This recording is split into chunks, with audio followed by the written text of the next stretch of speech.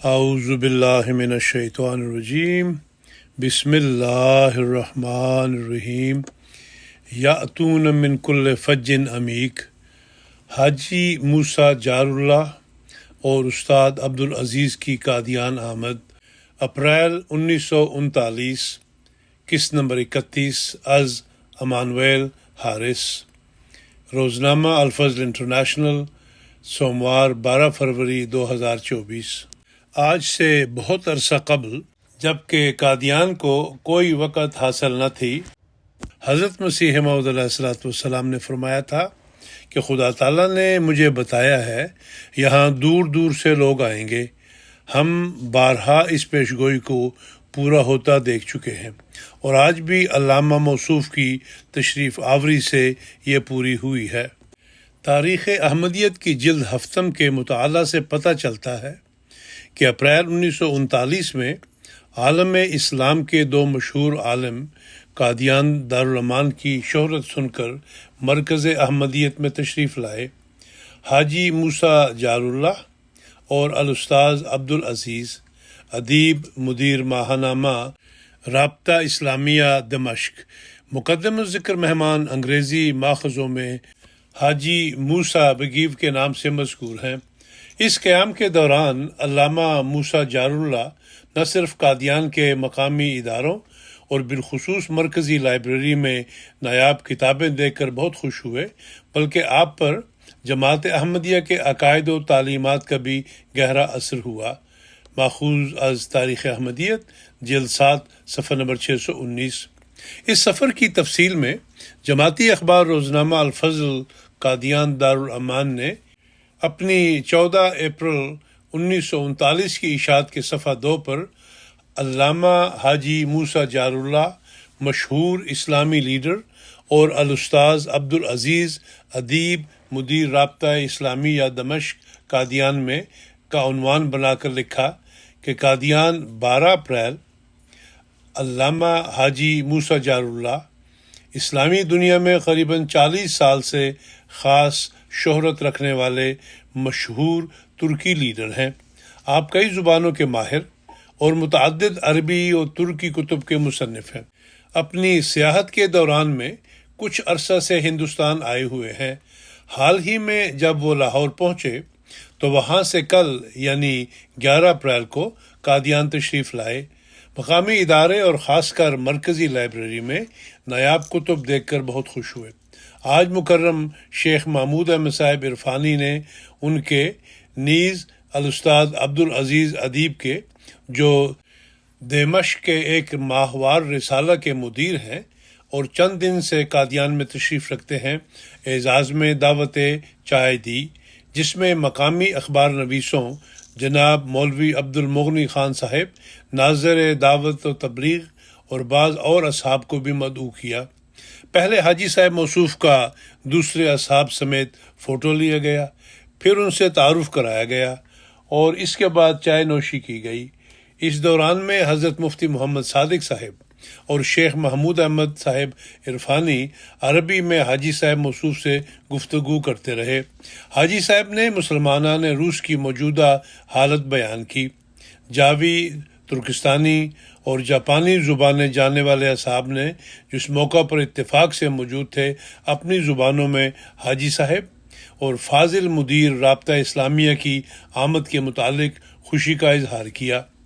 آخر میں شیخ محمود احمد صاحب عرفانی نے عربی میں مختصر تقریر کی، جس میں معزز مہمانوں کی آمد پر مسرت کا اظہار کرتے ہوئے کہا کہ آج سے بہت عرصہ قبل، جب کہ قادیان کو کوئی وقت حاصل نہ تھی، حضرت مسیح موعود علیہ السلام نے فرمایا تھا کہ خدا تعالیٰ نے مجھے بتایا ہے یہاں دور دور سے لوگ آئیں گے۔ ہم بارہا اس پیشگوئی کو پورا ہوتا دیکھ چکے ہیں، اور آج بھی علامہ موصوف کی تشریف آوری سے یہ پوری ہوئی ہے۔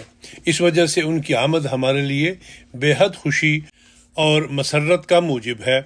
آخر میں حضرت مفتی محمد صادق صاحب نے عربی میں وہ واقعہ بیان کیا جب کہ حضرت مسیح موعود علیہ السلام کی زندگی میں امریکہ کا ایک سیاح یہاں آیا تھا۔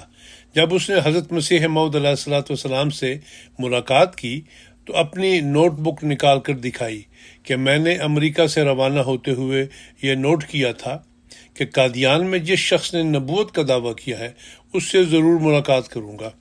آج مجھے ملاقات کا موقع مل گیا ہے۔ اس کے بعد اس نے کہا کہ آپ کے پاس اپنی صداقت کا کیا ثبوت ہے؟ حضرت مسیح موعود علیہ السلام نے فرمایا، آپ کا یہاں آنا بھی میری صداقت کا ثبوت ہے، کیونکہ دور دور سے لوگوں کے یہاں آنے کی خدا تعالیٰ نے آج سے کئی سال پہلے خبر دی تھی، جو آپ کے ذریعے بھی پوری ہوئی۔ حاجی صاحب موصوف نے ساری گفتگو نہایت دلچسپی کے ساتھ سنی اور سلسلہ احمدیہ کی عربی اور اردو اور انگریزی کتب حاصل کرنے کی خواہش ظاہر کی۔ الفضل 14 تا 16 اپریل 1939۔ قارئین کرام، اس معزز مہمان کی طرف سے اردو سمیت دیگر زبانوں کی کتب کے حصول کی خواہش شاید کچھ عجیب معلوم ہو۔ اس سلسلہ میں مزید تلاش کرنے پر ہمارے سامنے آتا ہے کہ موسیٰ جار اللہ صاحب 1878 میں روسی علاقہ کازان میں آباد ایک ترکستانی خاندان میں پیدا ہوئے۔ آپ کی والدہ فاطمہ مقامی امام کی بیٹی اور عربی زبان جانتی تھی۔ 1949 میں قاہرہ مصر میں وفات پانے والے موسیٰ جار اللہ کئی کتب کے مصنف اور بطور مترجم خصوصی شہرت کے حامل عالم دین تھے۔ اپنے آبائی علاقہ کازان کے علاوہ آپ نے علم و فضل کے مراکز میں سے بخارا، استنبول اور قاہرہ جیسے شہروں میں واقع عظیم درسگاہوں سے اکتساب علم کیا تھا۔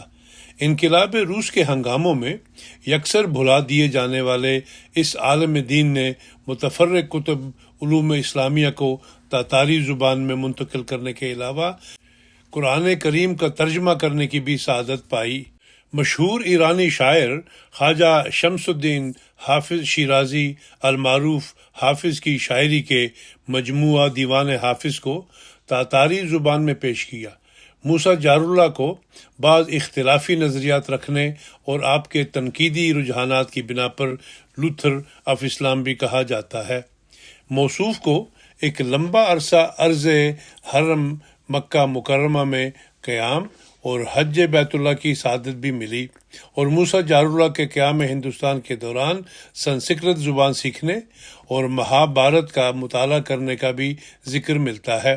نیز اس معزز مہمان کی زباندانی کے سلسلہ میں اردو زبان کے معروف مصنف اور عالم دین سید سلمان ندوی، جنہوں نے سیرت نگاری میں خوب شہرت کمائی، اپنے ایک مضمون ہندوستان میں ہندوستانی میں لکھا ہے کہ مکہ معظمہ میں میری ملاقات ماسکو کے ایک عالم موسیٰ جار اللہ سے ہوئی، جو اردو تصنیف ارض القرآن کو ہندوستانیوں سے پڑھتے تھے۔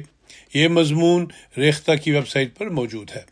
اس معزز مہمان حاجی موسیٰ جار اللہ کے متعلق مولوی رئیس احمد جعفری، ولادت 1912، وفات 1968، جو اردو کے مایہ ناز ادیب، صحافی اور مورخ تھے، نے اپنی مشہور کتاب دید شنید میں 2 صفحات پر مشتمل تعارف لکھا ہے، جس کے مطابق حاجی موسیٰ جار اللہ ایک روسی عالم تھے جو انقلاب روس کے بعد ہجرت پر مجبور ہوئے، اور آپ روس کے ان ارباب فضل و کمال، اصحاب زہد و تقوی، سند نشینان علم و فضل میں سے تھے، جن پر نہ صرف روس کو بلکہ عالم اسلام کو ناز تھا۔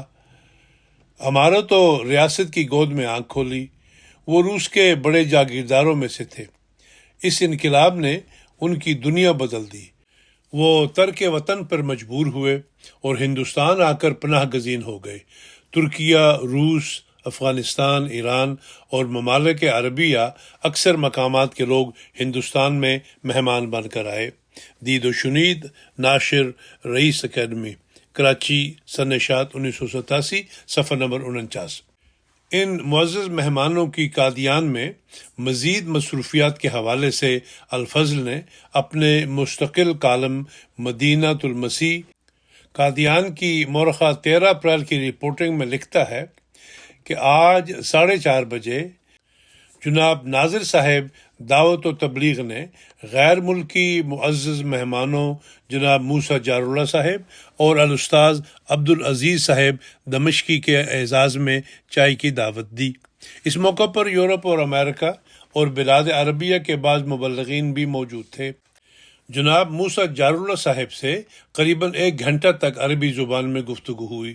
مولوی ابوالعطا صاحب جالندری نے احمدیت کے عقائد اور حضرت مسیح موعود علیہ الصلوۃ والسلام کے مقاصد عالیہ کا مختصر تذکرہ کیا۔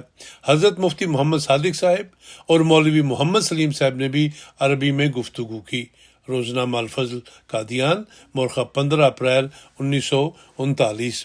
اس حوالے سے مورخہ 16 اپریل 1939 کی الفضل قادیان کے صفحہ 2 پر جمعیت الناطقین بالعربیہ کی طرف سے 2 معزز مہمانوں کے اعزاز میں دعوت کے عنوان سے حسب ذیل معلومات درج کی گئیں۔